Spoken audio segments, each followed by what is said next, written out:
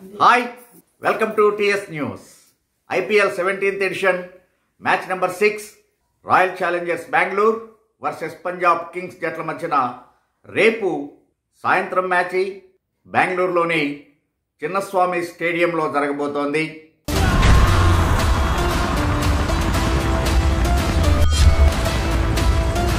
ఈ రెండు టీంలు కూడా ఈ సీజన్ ప్రారంభాన్ని బెంగళూరు చెన్నై చేతిలో ఓటమితోటి ప్రారంభం చేస్తే అటు పంజాబ్ కింగ్స్ ఢిల్లీ మీద ఒక అద్భుతమైనటువంటి విజయంతో సీజన్ని ప్రారంభం చేశాయి. కాకపోతే ఇక్కడ బెంగళూరు తన సొంత మైదానంలో ఆడుతుంది. ఇంత మటుకు అయినటువంటి ఈ గత 5 మ్యాచ్ల రికార్డుని మనం గమనించినట్లయితే హోమ్ టీం అడ్వాంటేజ్ తీసుకొని ప్రతి టీము కూడా విజయాలను సాధించాయి. రైట్ ఫ్రమ్ సిఎస్కే బెంగళూరు మీద సాధించినటువంటి విజయం కావచ్చు, ఈవెన్ లాస్ట్ మ్యాచ్ ఒక నెయిల్ బిట్టింగ్ ఫినిష్ ఎస్ఆర్హెచ్ కేకేఆర్ చేతిలో ఓడిపోయినది కూడా కలకత్తా ఈడెన్ గార్డెన్స్లో. సో కాబట్టి బెంగళూరు ఈ రికార్డుని దృష్టిలో పెట్టుకొని ఖచ్చితంగానే హోమ్ అడ్వాంటేజ్ తీసుకొని విజయాన్ని తమ ఖాతాలో వేసుకోవాలి అని చెప్పేసి ఎదురు చూస్తూ ఉంటుంది. మరొకవైపు గబ్బర్ సింగ్ నేతృత్వంలోని పంజాబ్ కింగ్స్ వాళ్ళ యొక్క విన్నింగ్ మొమెంటమ్ని కొనసాగించాలి అని చెప్పేసి ఆలోచిస్తూ ఉంటుంది. అయితే పంజాబ్ కింగ్స్కి ప్లేయింగ్ 11ని మార్చాల్సినటువంటి అవసరమేం లేదు. ఎందుకంటే అందరూ కూడా చాలా చక్కగా రాణించారు. బౌలర్లు కావచ్చు, బ్యాట్స్మెన్ కావచ్చు, even substitute player, impact player కూడా ఇంపాక్ట్ని చూపించగలిగాడు. వేరాజ్ బెంగళూరు విషయంలో ఎన్నో ఆశలు పెట్టుకున్నటువంటి కరేబియన్ బౌలర్ నిరుత్సాహపరిచాడు అల్జరీ జోసెఫ్. సో ఖచ్చితంగా అతని స్థానంలో మరొక స్ట్రైక్ బౌలర్ని తీసుకోవాల్సినటువంటి అవసరం ఉంది బెంగళూరుకి. బహుశా న్యూజిలాండర్ మీసాల వీరుడు లూకీ ఫర్గూసన్ని తీసుకుంటుందేమో బెంగళూరు ప్లేయింగ్ 11లో.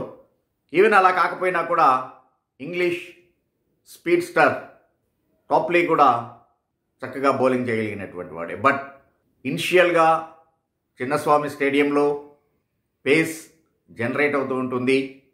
సో అందుకని మేబీ ఫర్గూసన్ని ప్లేయింగ్ 11లో తీసుకునేటువంటి అవకాశం ఉంది. రెండు టీముల్ని కనుక గమనించినట్లయితే కొద్దిగా పంజాబ్ కింగ్స్కే ఎడ్జ్ ఉంది ఆర్సీబీ మీద. పెద్ద డిఫరెన్స్ ఏం కాదు, బట్ ఓవరాల్గా చూస్తే కనుక ఆర్సీబీ 15 సార్లు పంజాబ్ మీద విజయాన్ని సాధిస్తే అదే పంజాబ్ బెంగళూరు మీద 17 సందర్భాల్లో విజయాన్ని నమోదు చేసుకుంది. So if you look at the statistics, not that much difference, almost ఈక్వల్గానే ఉంది. అలాగనే ఇక్కడ బెంగళూరు సొంత మైదానంలో ఆడుతోంది. Home ground win percentage compare చేసుకుంటే కనుక ఆర్సీబీకి ఎక్కువే ఉంది. కాబట్టి మేబీ రేపటి మ్యాచ్లో విజయం సాధించాలి అని చూస్తూ ఉంటుంది. ఓపెనర్లు Faf du Plessis the captain and opening batter, అలాగనే రన్ మెషిన్ లాస్ట్ మ్యాచ్లోనే ఏకంగా T20 ఫార్మాట్లో 12,000 రన్స్ని కంప్లీట్ చేసుకున్నటువంటి, అందులోనూ ఐపీఎల్లో ఏకంగా 7,284 రన్స్ ఉన్నాయి అతనికి. సో కాబట్టి ఆ జోడీ అద్భుతమైనటువంటి ప్లాట్ఫామ్ వేస్తోంది. ఈవెన్ చెన్నైతో జరిగినటువంటి మ్యాచ్లో కూడా ఫాఫ్ అసాధారణమైనటువంటి ఇన్నింగ్స్ని ఆడాడు. రచిన్ రవీంద్ర పట్టినటువంటి ఆ డీప్ పాయింట్ ప్లేస్లో పట్టినటువంటి క్యాచ్ అతని ఇన్నింగ్స్కి తెరదింపింది. కానీ అదర్వైజ్ ఉన్నంతసేపు కూడా బౌలర్లను ఒక ఆట ఆడుకున్నాడు. 8 బౌండరీస్ కేవలం అతని 35 రన్స్లో 8 బౌండరీస్ అంటే 32 రన్స్ ఫ్రమ్ ది బౌండరీస్. ఎంత విధ్వంసం ఆడాడో అర్థమవుతుంది మనకి దాన్ని చూస్తే. సో అందుకని మరోసారి సొంత మైదానంలో అదే రకమైనటువంటి ప్రదర్శన ఆశిస్తూ ఉంటుంది Bengaluru. Even Kohli Cameron green మీద చాలా అంచనాలు ఉన్నాయి. 17.5 crores తోటి కొనుక్కున్నారు. బ్యాటింగ్లో ఉన్నంతసేపు పర్వాలేదు అనిపించాడు, కానీ ఆ స్టార్ట్ని పెద్ద స్కోర్గా మలచడంలో గ్రీన్ విఫలం చెందాడు. సో రేపు చివరిదాకా నిలబడి ఆడాల్సినటువంటి అవసరం ఉంది. అలాగనే మ్యాక్స్వెల్. కాకపోతే దినేష్ కార్తిక్ చాలా చక్కటి ఫామ్లో ఉన్నాడు. ఫినిషర్గా గుర్తింపు పొందినటువంటి దినేష్ కార్తిక్. సో మరొకసారి కార్తిక్ నుంచి అదే రకమైనటువంటి దూకుడుని బెంగళూరు అభిమానులు ఆశిస్తూ ఉంటారు.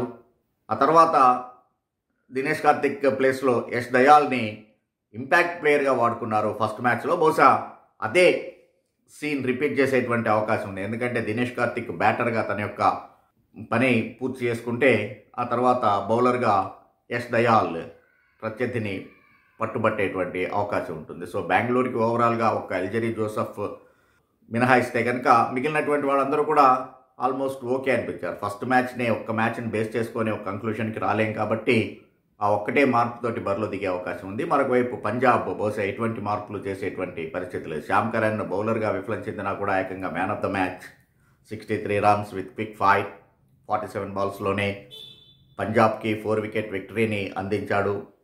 సో కాబట్టి that left hander English allrounder once again ఆ రకమైనటువంటి ప్రదర్శన చేయాల్సినటువంటి అవసరం ఉంది పంజాబ్ కింగ్స్కి.